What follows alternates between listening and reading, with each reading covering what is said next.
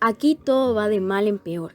La semana pasada se murió mi tía Jacinta y el sábado, cuando ya la habíamos enterrado y comenzaba a bajársenos la tristeza, comenzó a llover como nunca. A mi papá eso le dio coraje, porque toda la cosecha de cebada estaba soleándose en el solar. Y el aguacero llegó de repente, en grandes olas de agua, sin darnos tiempo ni siquiera a coger aunque fuera un manojo. Lo único que pudimos hacer, todos los de mi casa, fue estarnos arrimados debajo del tejabán, viendo cómo el agua fría que caía del cielo quemaba aquella cebada amarilla, tan recién cortada. Y apenas ayer, cuando mi hermana Tacha acababa de cumplir 12 años, supimos que la vaca que mi papá le regaló para el día de su santo se la había llevado el río.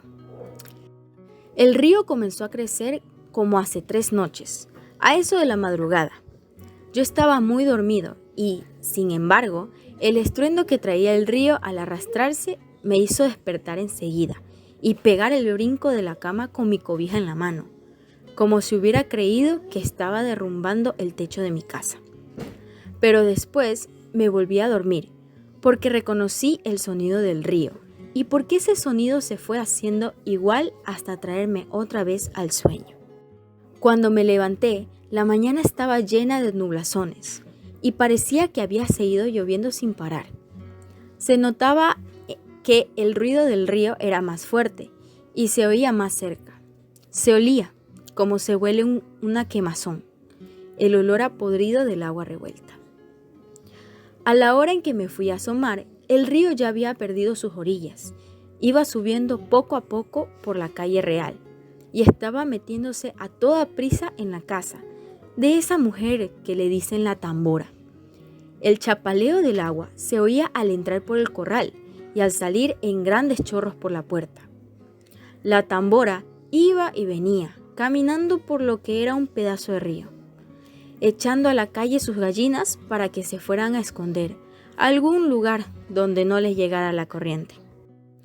Y por el otro lado, por donde está el recodo, el río se debía haber llevado, quién sabe desde cuándo, el tamarindo que estaba en el solar de mi tía Jacinta, porque ahora no se ve ningún tamarindo.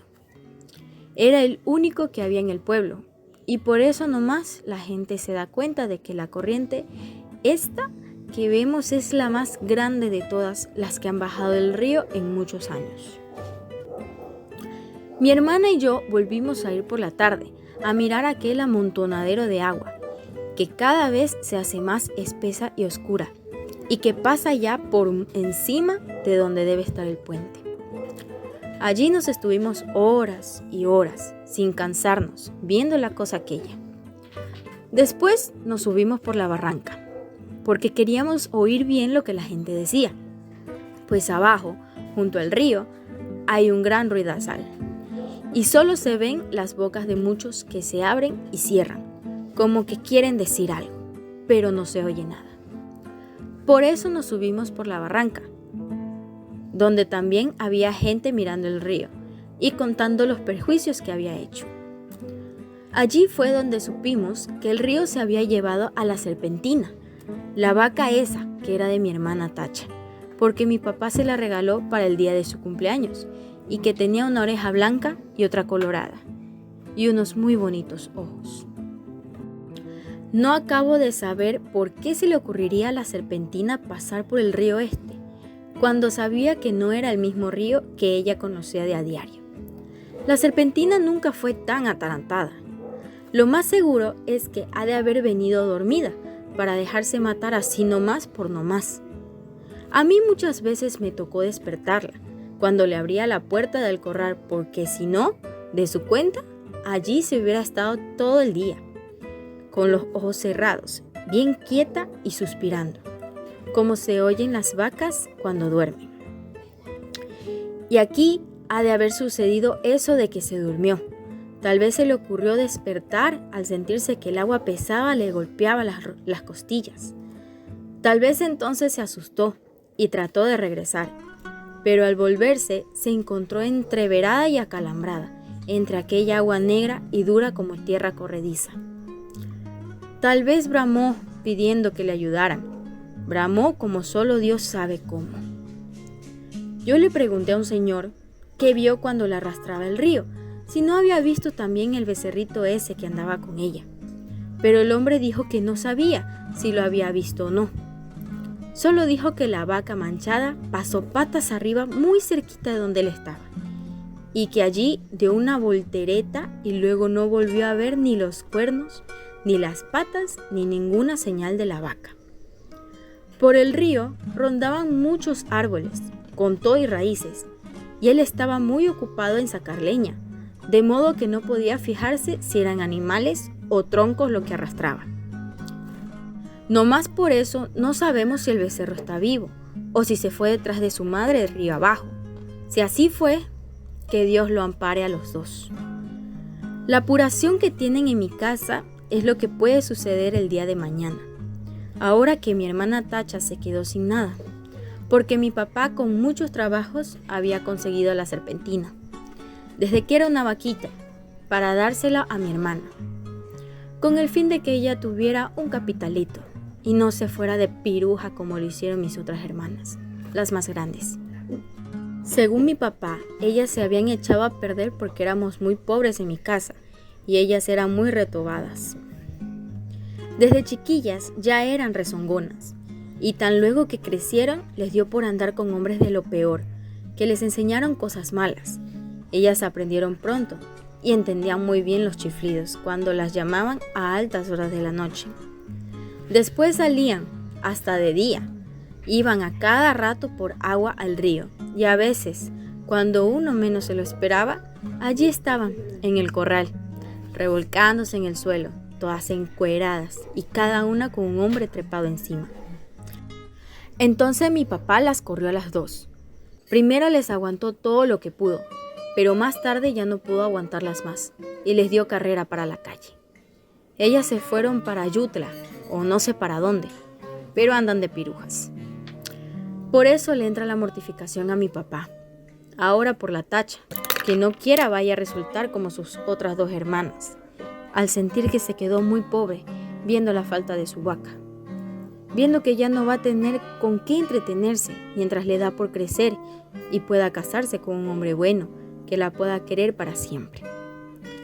Y eso ahora va a estar difícil. Con la vaca era distinto, pues no hubiera faltado quien se hiciese el ánimo de casarse con ella, solo por llevarse también a aquella vaca tan bonita. La única esperanza que nos queda es que el becerro todavía esté vivo. Ojalá no se le haya ocurrido pasar por el río detrás de su madre, porque si así fue, mi hermana Tacha está tantito así de retirado de hacerse piruja. Y mamá no quiere. Mi mamá no sabe por qué Dios la ha castigado tanto al darle unas hijas de ese modo, cuando en su familia, desde su abuela para acá, nunca había habido gente mala. Todos fueron criados en el temor de Dios y eran muy obedientes y no le cometían irreverencias a nadie. Todos fueron por ese estilo. ¿Quién sabe de dónde vendrían ese par de hijas suyas? Aquel mal ejemplo. Ella no se acuerda. Le da vueltas a todos sus recuerdos y no ve claro dónde estuvo su mal o el pecado de nacerle una hija tras otra con la misma mala costumbre. No se acuerda y cada vez que piensa en ellas, llora y dice que Dios las ampare a las dos. Pero mi papá alega que aquello no tenía remedio. La peligrosa es la que queda aquí, la Tacha, que va como palo de acote, crece y crece, y que ya tiene unos comienzos de senos que prometen ser como los de sus hermanas, puntiagudos y altos, y medio alborotados para llamar la atención. Sí, dice, le llenará los ojos a cualquiera, donde quiera que la vean, y acabará mal, como que estoy viendo que acabará mal. Esa es la mortificación de mi papá. Y Tacha llora al sentir que su vaca no volverá porque se la ha matado el río. Está aquí, a mi lado, con su vestido color de rosa, mirando el río desde la barranca y sin dejar de llorar. Por su cara corren chorretes de agua sucia, como si el río se hubiera metido dentro de ella. Yo la abrazo, tratando de consolarla, pero ella no entiende. Llora con más ganas. De su boca sale un ruido semejante al que se arrastra por las orillas del río, que la hace temblar y sacudirse todita. Y mientras la creciente sigue subiendo, el sabor a podrido que viene de allá salpica la cara mojada de Tacha, y los dos pechitos de ella se mueven de arriba abajo, sin parar, como si de repente comenzaran a hincharse, para empezar a trabajar por su perdición.